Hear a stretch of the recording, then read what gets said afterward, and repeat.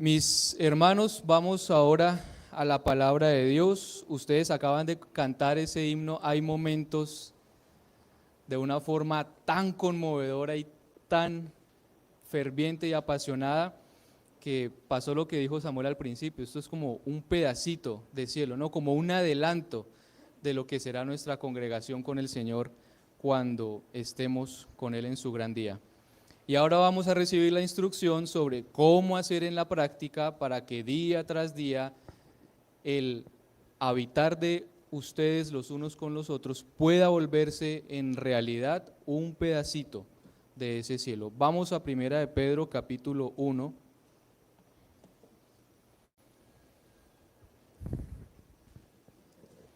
Y vamos a estar en los versículos desde el 22 hasta el capítulo 2, versículo 3, o lo que alcancemos hasta el mediodía.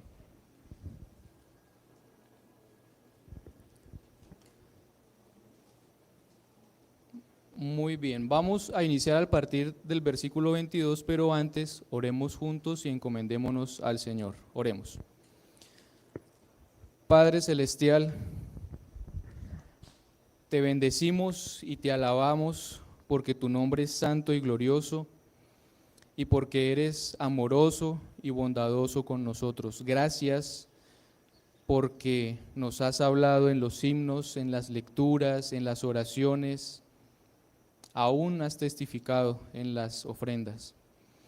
Pero en forma muy especial quiero rogarte junto con mis hermanos que en este tiempo que vamos a estar inmersos en el estudio de tu palabra, nos hables en verdad, Señor. Ruego que tu Santo Espíritu actúe y obre en nuestros corazones lo que solo tú puedes hacer, porque solo tú eres nuestro Dios. Te ruego que nos confrontes, que nos muestres qué estamos haciendo mal y que nos ayudes y nos infundas la gracia necesaria para andar delante de ti en obediencia y en amor. Señor, ayúdanos, tú eres nuestro Padre, edifícanos y ministranos, ayúdanos a crecer unidos y en verdadero amor los unos por los otros. Que como dijo el hermano, cuando estamos unidos los creyentes podamos tener un pequeño vistazo de lo que será nuestra eternidad en tu presencia y los unos con los otros. Gracias, Señor, en Cristo Jesús. Amén. Mis hermanos, vamos a iniciar a partir del versículo 22 en Primera de Pedro capítulo 1. La epístola de Pedro es una epístola muy conocida y muy estudiada por el tema del sufrimiento. Es habitual encontrar a lo largo de toda esta epístola muchas alusiones al sufrimiento de los creyentes por causas externas, por culpa del mundo o por causa del mundo, por causa de ser víctimas del pecado de otros y cómo resistir o cómo vivir en medio de ese sufrimiento. Pero es posible que haya un aspecto de lo que Pedro nos dice que estamos descuidando y es ¿qué pasa cuando el sufrimiento no es por causa de los de fuera? ¿Qué pasa cuando nosotros sufrimos por culpa de nosotros mismos? Vamos a ver si podemos abordar este tema o por lo menos introducirlo esta mañana, porque si ustedes ven el versículo 22 en Primera de Pedro capítulo 1, dice, habiendo purificado vuestras almas por la obediencia a la verdad, mediante el Espíritu para el amor fraternal no fingido. Y ojo que en la frase que sigue está todo el énfasis del versículo y muy posiblemente el énfasis y el tema principal de este sermón. Dice, amaos unos a otros entrañablemente. Vamos a tratar de abordar este mandamiento, pero en principio vamos a ir por el principio. La primera frase dice, habiendo purificado vuestras almas por la obediencia a la verdad. Lo primero que tenemos que determinar, lo primero que usted en conciencia, para usted y su Dios, tiene que determinar esta mañana es cuál es el estado de su alma. ¿Cuál es el estado de su corazón delante de Dios? ¿Cómo están sus afectos por Cristo? ¿Cómo están sus afectos por el Señor? Y solo hay dos posibles alternativas. usted se encuentra purificado por haber creído el Evangelio, que es a lo que se refiere la Escritura cuando dice la obediencia a la verdad, o usted aún es impuro, usted aún está sin Cristo. Y esto es determinante, ¿por qué? Porque primero vamos a ver todo lo bueno que el Señor ha hecho por nosotros, y luego les voy a decir cuál es su deber como respuesta a la bondad que el Señor les ha mostrado. Pero no va a tener ningún sentido para usted que yo hable todas estas cosas si su corazón no está plenamente confiado y descansando en Jesucristo. No tiene ningún sentido que yo le vaya a decir obedezca a su padre si Dios en verdad no es su padre. No tiene sentido que yo le diga obedezca al Evangelio si usted aún no cree el Evangelio y no somete su vida a la palabra de Dios. Entonces piense en eso en principio. ¿Cuál es el estado de su alma? ¿Cuál es el estado de su corazón delante de Dios? Mis hermanos, es muy posible, yo estoy seguro que aquí, como preguntó el anciano Ricardo, todos los que están porque dicen yo soy creyente, yo creo el Evangelio, pero también es muy posible que entre ustedes haya algunos que aún no creen. Es posible que haya algunos que piensan que creen, pero no creen. Es posible que haya muchos de ustedes que digan, yo creo el Evangelio, yo conozco a Cristo, pero sus vidas dicen, eso es mentira. Así que, ¿su alma es pura o su alma es impura? ¿Su alma está descansando en Cristo o su alma no está descansando en Cristo? La pregunta es, si aún no, ¿cómo hace usted para purificar su alma? ¿O cómo es que puede suceder esto? La segunda parte de esa frase en 1:22 dice, por la obediencia a la verdad. ¿Qué es lo que tiene que hacer entonces usted para que su alma pueda ser purificada? Obedecer a la verdad, creer en la verdad. ¿Quién es la verdad? Cristo, su palabra. ¿Pero qué significa eso de creer? ¿Simplemente un acto intelectual por el cual usted recibe la información y listo? No, significa reconocimiento de la persona de Cristo como su Dios, como su Señor, aquel a quien usted se somete, y también, claro, como su Salvador. ¿Cuál verdad? Cristo, el Evangelio. La pregunta clave, ¿cuál es el Evangelio? ¿Ustedes están seguros que conocen el Evangelio? Yo llevo como 6 o 7 meses con la célula de los jueves, cada 8 días volviendo sobre el mismo tema y buscando estrategias y métodos y ver cómo hago para que aprendan el Evangelio, para que lo estructuren, para que lo guarden en su propio corazón y puedan hablarlo a otros. Y cuando les pregunto, bueno, dígame, ¿cómo hablaría usted del Evangelio en 2 o 3 minutos? Es que fue que para. Pero la pregunta es, ¿usted conoce el Evangelio? Sin irse de Primera de Pedro, vaya un poco más atrás en el capítulo 1 y vea el versículo 2. Dice, elegidos según la presciencia de Dios Padre, en santificación del Espíritu para obedecer y ser rociados con la sangre de Jesucristo. Gracia y paz les sean multiplicadas. Quiero que note cómo la Trinidad es la que ha planeado y ha ejecutado el Evangelio del cual ustedes y yo gozamos hoy. Mire el versículo, elegidos ¿por quién? Por el Padre, por Dios Padre. ¿Santificados por quién? Por el Espíritu. ¿Y rociados con qué? Con la sangre de Cristo. Estoy en lo correcto si digo que el Padre te elige, el Hijo te redime por medio de su sangre y el Espíritu Santo te santifica, aplica la salvación, te lleva a Cristo, te da la fe y te regenera para que puedas creer y permanecer en Él.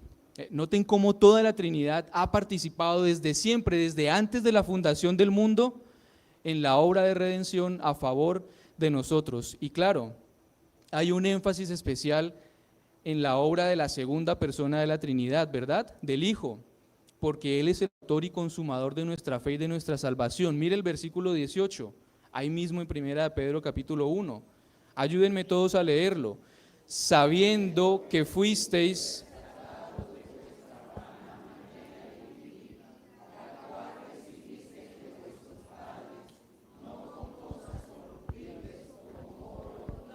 Y el 19, sino con la sangre.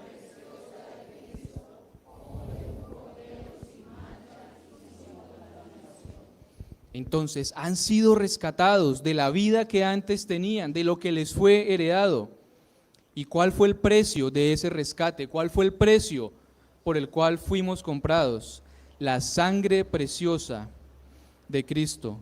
Y el apóstol Pedro habla constantemente en su epístola acerca de la obra del Señor por nosotros, indicándonos qué fue lo que Dios o qué es lo que Dios hace por nosotros. Miren el 2:24 rápidamente, yo lo leo, 2:24, que dice: quien llevó él mismo nuestros pecados en su cuerpo sobre el madero, para que nosotros, estando muertos a los pecados, vivamos a la justicia. Y cita Isaías: por cuya herida fuisteis sanados. Salten al capítulo 3, versículo 18, 3:18. Porque también Cristo padeció una sola vez por los pecados, el justo, ¿por quiénes?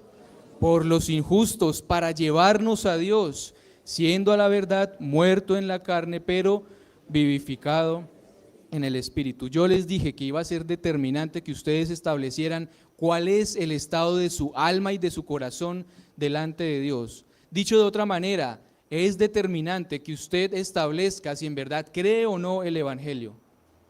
Usted necesita establecer si en verdad usted somete su vida a lo que estamos leyendo en Primera de Pedro. Es importantísimo, es vital que usted reconozca que Cristo es su Salvador. A mí no me interesa que ustedes sepan y conozcan el Evangelio tanto como me interesa que ustedes lo crean y se sometan a él. Muchas personas dicen: yo sé el Evangelio, yo conozco a Dios, pero ¿cuántos realmente someten sus vidas a la palabra de Dios? Porque es lo que dice Primera de Pedro 1:22, habiendo purificado sus almas por la obediencia a la palabra, porque ustedes escuchan el Evangelio, porque ustedes creen el Evangelio y porque ustedes se someten a Cristo y a su palabra.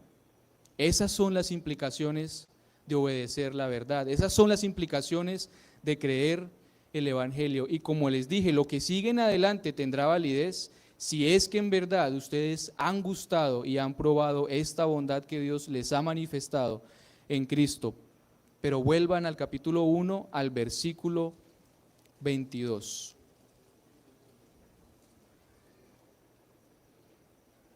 Y vamos a la segunda frase después de la que ya leímos: habiendo purificado vuestras almas por la obediencia a la verdad mediante el Espíritu. Mis hermanos, esto solo afirma lo que leímos hace un momento en Primera de Pedro 1:2, que es el Espíritu quien nos santifica. Significa que en usted mismo, en usted misma, no está la capacidad para purificarse a sí mismo. Es la obra del Espíritu Santo en su corazón y en su mente. En otras palabras, como dice Juan 6:44, ¿recuerdan las palabras de Cristo? Ninguno puede venir a mí si el Padre que me envió no le trajere. No podemos ir a Cristo sin la intervención del Padre, no podemos ir a Cristo sin la intervención o sin la obra del Espíritu Santo. ¿Cómo somos llevados por el Padre al Hijo para que creamos? ¿Cómo somos santificados y purificados mediante el Espíritu? Vayan al Evangelio de Juan, al capítulo 16.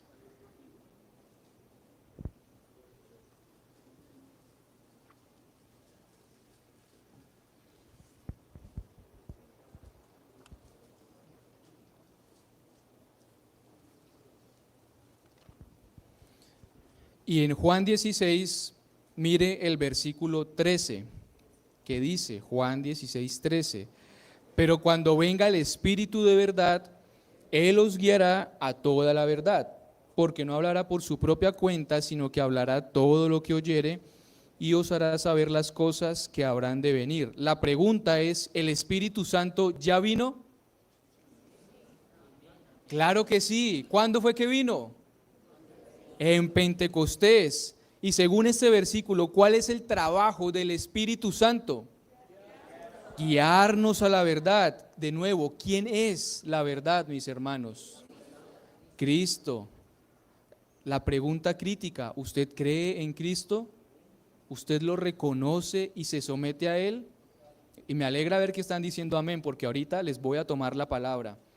Entonces, ustedes saben también que todas las peticiones, conforme a la voluntad de Dios, las tenemos. Esta es la confianza que tenemos en Él, que si pedimos alguna cosa conforme a su voluntad, la tenemos. Yo les pregunto, ¿creer y obedecerle a Dios es una petición que está conforme a su voluntad? Si usted le dice, Señor, ayuda a mi incredulidad, ayúdame a creer, aumenta mi fe, ayúdame a obedecerte, ayúdame a someterme a tu palabra, ¿esas son peticiones conforme a la voluntad de Dios? Y si están conforme a la voluntad de Dios, ¿son contestadas?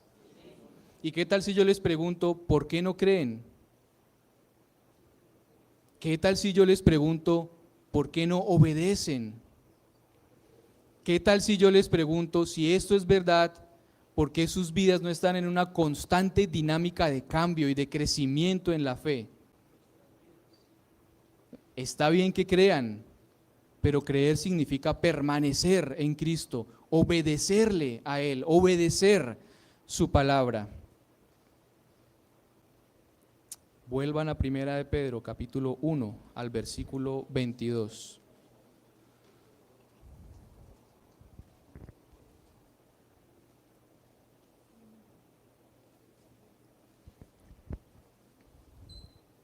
Yo les voy a dar solo 10 segunditos para que busquen. El pastor les da 30, yo les voy a dar solo 10. Lo curioso es que él dice 30, pero esos son como 10 en verdad. Yo lo resumo y ya. Vimos entonces la primera parte del versículo, habiendo purificado vuestras almas por la obediencia a la verdad, mediante la obra del Espíritu Santo. Ahora, la frase central, el verbo principal del versículo sobre el que cae toda la fuerza. Ayúdenme a leer todos la frase que sigue. Para el amor fraternal no fingido. Paren ahí. Para el amor fraternal no fingido. Así que somos elegidos por el Padre, somos redimidos por el Hijo, somos santificados mediante el Espíritu Santo. ¿Para qué? Para que se amen los unos a los otros. Perdón, me incluyo, para que nos amemos los unos a los otros. Mis hermanos, el Señor no lo salva a usted en forma individual para que siga caminando en su vida como un individuo. El Señor a usted lo salva e inmediatamente lo incorpora a su iglesia. E inmediatamente lo incorpora a un cuerpo local de creyentes que se reúne en un lugar determinado. En nuestro caso, ¿cuál es ese cuerpo local? Esta congregación, este rebaño. Si ustedes ven en la Biblia, hay una relación totalmente clara y muy directa entre el hecho de creer en el Evangelio y el amor a los creyentes, a los otros creyentes. ¿Ustedes recuerdan cuál es el gran mandamiento? Amarás al Señor con toda tu mente, con todo tu corazón y con toda tu alma. Este es el primero y el gran mandamiento. Y el segundo, amarás a tu prójimo como a ti mismo. Esto es toda la ley y los profetas. ¿Ustedes recuerdan cuál fue la oración sacerdotal de Cristo a nuestro favor en Juan 17? No se acuerdan, vayan a Juan 17. Juan 17, versículo 21, rápidamente, y si alguien lo encuentra, léalo fuerte y claro. Juan 17, 21. A ver, va Ricardo, que lo encontró por allá. Ricardo Olivera, a ver, fuerte, anciano. Para que todos sean uno como tú, oh Padre, en mí y yo en ti, que también ellos sean uno en nosotros, para que el mundo crea que tú me enviaste. Entonces, unidos al Padre, unidos al Hijo, ¿y qué más? Unidos los unos con los otros, para que sean uno. El Señor Jesucristo en ese contexto está pidiendo por nuestra unidad, para que seamos uno. ¿Y cómo termina el versículo? ¿Para qué debemos estar unidos? Para que el mundo crea que Él es el Salvador, para que el mundo crea que Él verdaderamente salió del Padre, que procede de Él. Más atrás, ahí mismo en Juan, pero el capítulo 13, versículo 34, De nuevo alguien que lo encuentre y lo lea, Juan 13:34.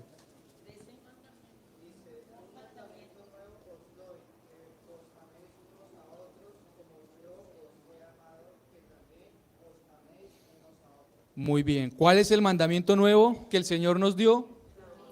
Ámense los unos a los otros, de la forma como yo los he amado, de la forma como yo me he entregado por ustedes, de la forma como he venido para servirles. Ámense los unos a los otros. Rematemos este pensamiento con Primera de Juan, capítulo 3, versículo 23. Y este lo vamos a leer todos para que nadie se afane. Primera carta de Juan, capítulo 3, versículo 23. Todos juntos, fuerte, pausado y claro. Y este es su mandamiento.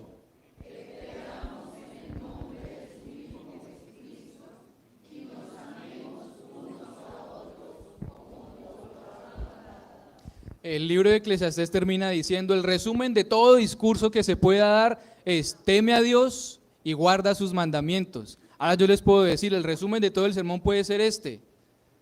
Guarden este mandamiento. ¿Cuál mandamiento? Crean en el nombre de Jesucristo. ¿Y qué más sigue? Y que se amen los unos a los otros. Ahí la letrica I, no recuerdo el nombre de esa partícula, cómo actúa, una conjunción. Está uniendo las dos frases. Crean en Cristo y ligado a creer en Cristo, de la misma manera que ustedes tienen el deber de creer en Cristo, ¿qué tienen que hacer? Amarse los unos a los otros. Como dice el apóstol Pedro en 1 Pedro 1:22, ámense unos a otros entrañablemente. ¿Qué significa eso? Desde el fondo, desde lo más profundo, desde el centro de todas las tripas que tenemos. Pero eso significa con todo nuestro corazón, con todas nuestras fuerzas, amémonos los unos a los otros. Sin irse todavía de Primera de Juan 3:23, yo les pregunto, ¿ustedes creen en Cristo? No les dé miedo responder, ¿ustedes creen en Cristo? ¿Ustedes aman a los hermanos? ¿Ustedes están seguros que la segunda pregunta la respondieron honestamente? ¿Creen en Cristo? Amén. ¿Ustedes aman a los hermanos? Eso es una mentira. Me están mintiendo en la cara. Ya vamos a ver por qué. Vuelvan conmigo. Ya vamos a ver por qué. Ya vamos a ver por qué. Tenemos un problema, mis hermanos, con nuestros afectos, con nuestro corazón, con nuestro amor por el Señor. Les voy a decir por qué los acabo de acusar que son mentirosos. Recuerden en la segunda pregunta, recuerden cuando el Señor Jesucristo estaba por restaurar al apóstol Pedro. ¿Qué fue lo que le preguntó 3 veces? Simón, hijo de Jonás, ¿me amas más que estos? Señor, yo te amo. Simón, ¿me amas? Señor, yo te amo. Pedro, ¿me amas? Tú lo sabes todo, Señor, yo te amo. Pero quiero hacerle notar lo siguiente. ¿Qué fue lo que falló en Pedro para que el Señor le hiciera 3 veces la misma pregunta? ¿Falló la doctrina de Pedro? ¿Falló su vigor y su valentía? ¿Qué fue lo que falló? Pues ¿cuál es la pregunta? ¿Me amas? ¿Qué fue lo que falló? El amor de Pedro por el Señor. ¿Qué es lo que falla en nosotros? El amor por el Señor. No me digan, ay, yo amo a Dios, porque ¿cómo aman al Dios que no ven si no aman a los hermanos que sí ven? Cristo no le preguntó, Pedro, ¿tú eres valiente? Pedro, tú que decías que ibas a ir conmigo hasta la muerte, ¿saliste corriendo en el monte de la calavera? Pedro, tú que sacaste la espada y le quitaste la oreja a un soldado del sacerdote, ¿tuviste miedo de la gritería de una sirvienta? No. Él lo que le preguntó, Pedro, ¿me amas? Mis hermanos, el problema de Pedro en ese momento estaba en su corazón y el problema de nosotros está en nuestro corazón. Ustedes recuerdan 1 Corintios 13, la preeminencia del amor. ¿Lo recuerdan? que inicia diciendo: el amor es sufrido. Sufrido. ¿Cómo tienen que amarse ustedes los unos a los otros? En los términos de 1 Corintios 13, y por cuestión de tiempo no los voy a llevar allá, pero eso implica que sufran por amor a sus hermanos. Eso implica que sean pacientes los unos con los otros. Eso implica que no debe haber entre ustedes ningún vestigio de envidia ni de celos. Eso implica que la arrogancia y el orgullo no tiene cabida entre los creyentes. Eso implica que usted debe buscar el bienestar de los otros antes que su propio bienestar. Eso implica que usted no debe hacer ni decir absolutamente nada que atente contra la honra y el buen nombre de los hermanos. Eso implica que no debemos irritarnos entre nosotros. Eso implica que no debemos cansarnos de perdonar al mismo hermanito que nos ofende una y otra vez. Eso implica no tomar en cuenta el mal que recibimos de otros en la congregación. Yo les pregunto, ¿nos amamos de esa manera? Yo soy el primero en decir absolutamente no. Yo soy el primero que tiene que pedirle perdón al Señor y a ustedes porque no tengo ese amor para con ustedes. Y deberían examinarse a ver si es su propio caso. Ustedes pueden saber mucha Biblia, ustedes pueden saber mucha doctrina, ustedes pueden tener títulos y cursos los que quieran en teología, mis hermanos. Ustedes pueden prestar su carro todos los domingos para trastear a 5, a 6, meterle hasta 8 a ese carrito. Usted puede dar grandes ofrendas para la iglesia. Usted puede participar y servir en todos los ministerios, pero si usted no tiene amor, todo su trabajo no vale absolutamente nada. Si usted no hace todo eso por amor al Señor y por amor a los hermanos, no sirve absolutamente para nada. Usted está engañado. Mi problema y su problema no está en la cabeza, no está en la doctrina, no está en lo que sabemos, está en nuestro corazón. ¿Qué tal si hiciéramos el ejercicio y en lugar de poner Simón, Pedro, ¿me amas?, pusiéramos cada uno el nombre de nosotros? ¿Qué tal si fuera a mí a quien el Señor le pregunta: Nicolás, ¿me amas? Y 3 veces.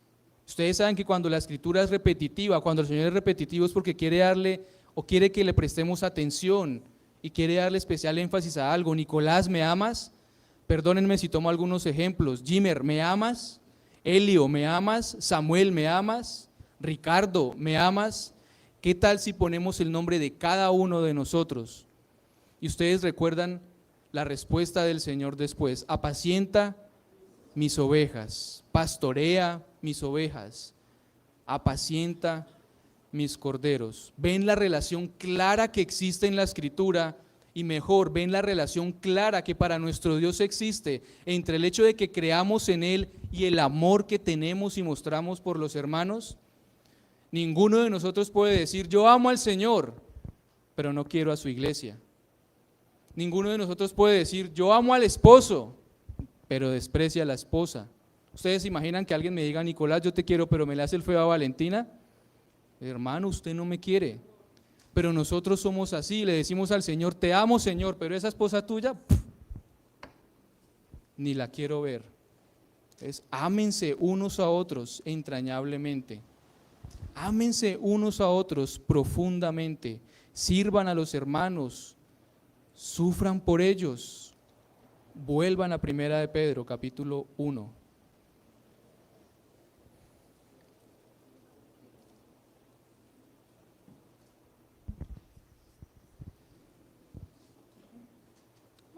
Y ahora miremos el versículo 23. Todavía no nos vamos a ir del tema. Vamos a ver cómo Pedro lo ilustra o lo describe en el versículo 23. Concluyó el 22 diciendo que ámense unos a otros entrañablemente de corazón puro. Ahora ve al 23. Siendo renacidos, no de simiente corruptible, sino de incorruptible, por la palabra de Dios que vive y permanece para siempre. ¿Qué significa eso de que somos renacidos de simiente incorruptible y no corruptible? O por lo menos que debemos amarnos porque somos nacidos de nuevo del Padre. Yo no tengo hermanos, pero yo veo que los hermanos se quieren mucho, ¿verdad? Cuando son jovencitos como que hay peleas y discusiones, pero se quieren, se aman. Cuando veo mis dos cuñaditos, ese par de niños son inseparables y se la pasan peleando, pero son inseparables, se aman. Y una buena razón por la cual se aman es ¿por qué? Pues simplemente porque son hermanos, porque son hijos de Germán y Karina, porque son hijos del mismo padre. Ese vínculo natural, ¿qué es lo que produce en los niños, en los hermanos? Amor, amor de hermanos, ¿verdad? Amor fraternal. Ahora, si el vínculo natural, si el hecho de ser hijos del mismo padre, terrenal, físico, aquí en la tierra, producen los hermanos amor fraternal, ¿qué es lo que debe producir en nosotros el hecho que somos hijos, no de ningún padre terrenal, sino del Padre Celestial? Amor, pero ¿cuán grande amor? ¿Qué es lo que debe producir entre nosotros ese vínculo espiritual como hijos de Dios? Lo que debe producir el fruto es que nos amemos unos a otros entrañablemente, porque somos hueso de su hueso, carne de su carne, estamos unidos.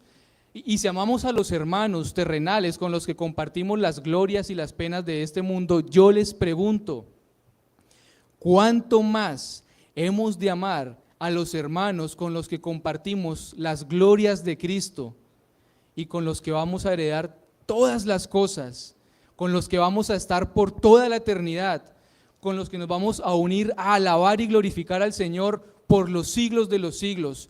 ¿Cuál debe ser el vínculo que nos une? Eso es inmedible e indescriptible. Amor, por supuesto que sí, pero no entendemos y no somos capaces de dimensionar el amor que debemos tenernos los unos a los otros. No les estoy diciendo que ahora tengan en menosprecio a sus hermanos o a su parentela, no, les estoy diciendo que si aman a su parentela, ¿cuánto más deben amar a su familia de la fe? ¿Cuánto más debemos amarnos los unos a los otros? ¿Cuánto más debemos perdonarnos los unos a los otros? ¿Cuánto más debemos servirnos los unos a los otros? Si sufrimos por la familia de acá, ¿cuánto más debemos sufrir por la familia celestial? Porque con ustedes voy a estar toda la eternidad, mis hermanos. ¿Cuánto debo amarlos? ¿Y cuánto deben amarme ustedes a mí y entre nosotros?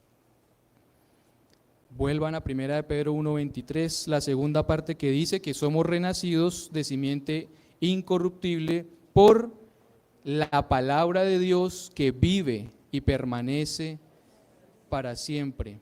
Noten cómo en el versículo 24 Pedro hace esta ilustración, porque toda carne es como hierba, y toda la gloria del hombre como la flor de la hierba. Y él lo explica, la hierba se cae, la hierba se seca y la flor se cae, pero la palabra de Dios permanece para siempre.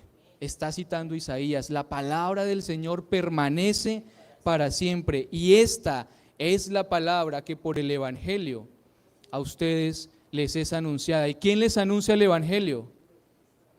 El Espíritu Santo. Todo lo está haciendo el Espíritu Santo. Mire el versículo 12 ahí en 1 de Pedro capítulo 1, el 1:12. Dice, a estos se les reveló, a los profetas que buscaban e indagaban acerca de Cristo, sus sufrimientos y sus glorias tras sus sufrimientos. A los profetas se les reveló que no para sí mismos, sino para nosotros administraban las cosas que ahora os son anunciadas, ojo, por los que os han predicado el Evangelio por el Espíritu Santo enviado del cielo. ¿Quién es el que les está predicando el Evangelio esta mañana? El Espíritu Santo. ¿Quién es el que los está santificando, el que los está limpiando, el que los está purificando? El Espíritu Santo. ¿Quién es el que los está redarguyendo para que crezcan en su amor los unos por los otros? El Espíritu Santo. El Señor trabajando en cada uno de nosotros a través del Espíritu Santo. Ahora, en el capítulo 2, rápidamente, estoy corriendo un poquito porque ya se me hizo tarde. ¿Qué es lo que tiene que obedecer usted de lo que el Espíritu Santo le está diciendo en este contexto? Lo que va a partir del versículo 1. Yo les dije y siempre les digo que me gusta iniciar hablando primero de todo lo bueno que Dios ha hecho por nosotros. Y siempre paso como 40 minutos del sermón explicándoles, volviendo sobre el amor que Dios les ha mostrado a través de Jesucristo. Y como los últimos 5 minuticos sí les digo, bueno, si es verdad que creen todo eso, entonces hagan lo que el Señor les está diciendo. Es como termina Pedro diciendo, si es verdad que han gustado, si es verdad que han probado la benignidad, la bondad de Dios, entonces ámense unos a otros. ¿Y cómo puede ser eso en la práctica? ¿Qué tenemos que hacer? El versículo 1, ¿qué es lo que dice? Desechando pues, todos juntos, desechando pues toda malicia.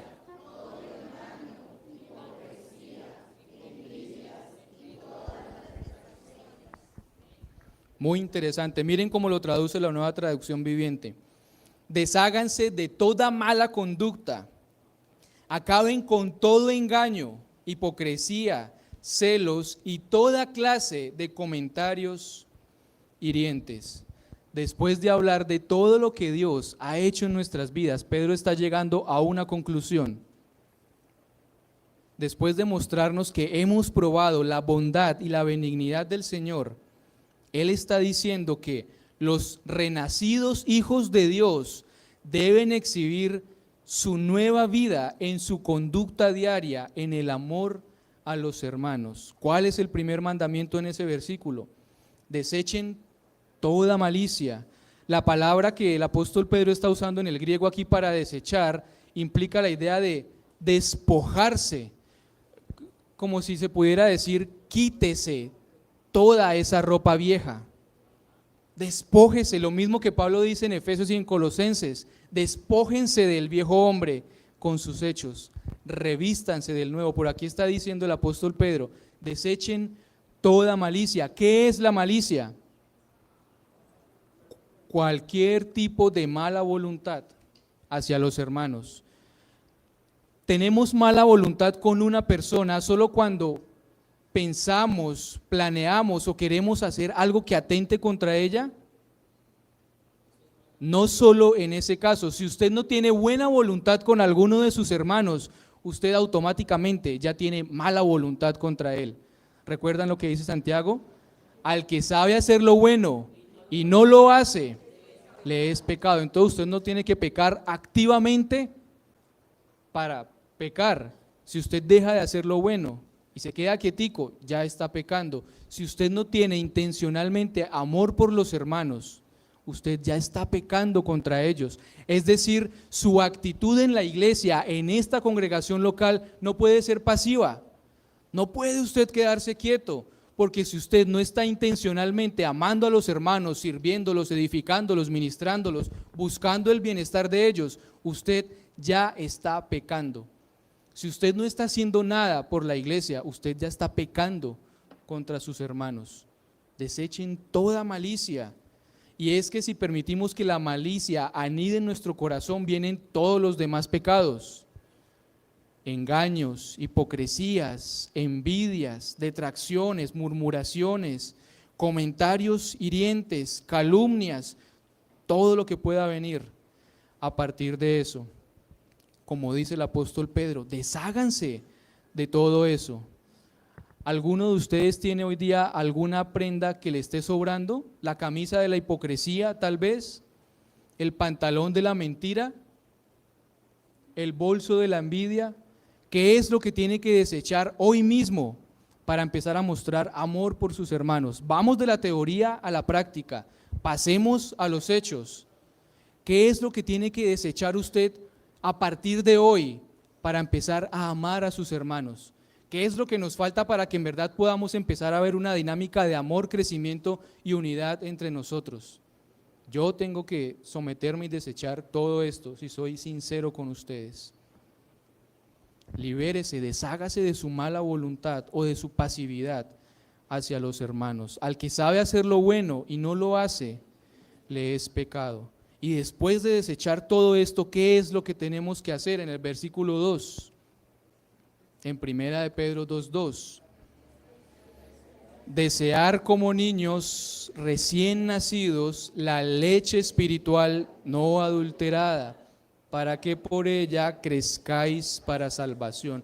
Cuidado, no está diciendo que tenemos que ser como niños que están tomando leche todavía, no. No es un llamado a la inmadurez, a quedarnos como niños, no, es un ejemplo. Y está diciendo, como el niño desea la leche materna, que es nutritiva, que lo sacia, que lo satisface, que lo sostiene y le es suficiente, de esa manera nosotros debemos desear el alimento espiritual, la palabra de Dios. Y aunque quiera el Señor que solo parcialmente no tengo hijos, cuando yo veo un bebé, y ustedes me pueden corregir, ¿quién tiene que obligar a un bebé sano? ¿Quién tiene que obligarlo a comer? Ay, ¿qué es lo que hace el bebé cada 2 horas? Buscar a la mamá, nútrame, aliménteme, necesito el sustento. ¿Cómo tienen que ser ustedes? Como un bebé que busca constantemente el alimento espiritual. La pregunta es, mis hermanos, ¿ustedes son como niños que desean la leche que la mamá provee? Porque mi experiencia con ustedes, amados, es que a veces parece que tenemos que rogarles para que vengan a comer. Ustedes me dijeron que a un bebé sano absolutamente nadie tiene que obligarlo a que coma leche, pero a un bebé enfermo hay que dársela por la fuerza. Entonces, ¿qué pasa cuando ustedes desprecian el alimento espiritual y tenemos que estar casi que dándoselo por la fuerza? Como niños recién nacidos, deseen la leche espiritual, no adulterada, pura. ¿Cuál es? La palabra de Dios, la palabra de Dios de la que Pedro dijo que permanece para siempre. ¿Qué tenemos que hacer entonces para poder amarnos los unos a los otros? Permanecer en la palabra de Dios, desear como niños la palabra de Dios.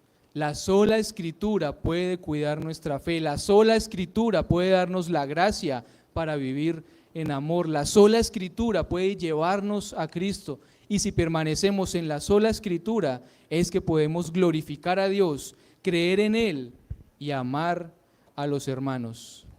Yo espero, mi querida familia, que el Señor los haya desafiado, que el Señor los haya confrontado, pero también espero que el Señor los haya consolado y les haya infundido aliento para que empiecen a amarse, o para que empecemos a amarnos sin fingimiento los unos a los otros. Oremos.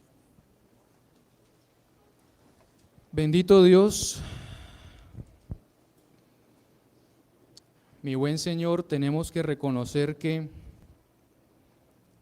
decimos que creemos y que te obedecemos, pero no nos amamos entre nosotros como tú nos has amado. Perdónanos, Señor. Danos tu amor. Aviva el amor tuyo en nosotros. Aumenta nuestra fe, ayuda a nuestra incredulidad. Enséñanos y ayúdanos a amarnos sacrificialmente los unos a los otros. Danos amor entrañable de verdaderos hermanos, porque somos hijos tuyos. Ayúdanos, Señor, a permanecer unidos entre nosotros. Te lo pedimos con la ayuda de tu Santo Espíritu y únicamente confiados en Cristo Jesús. Amén.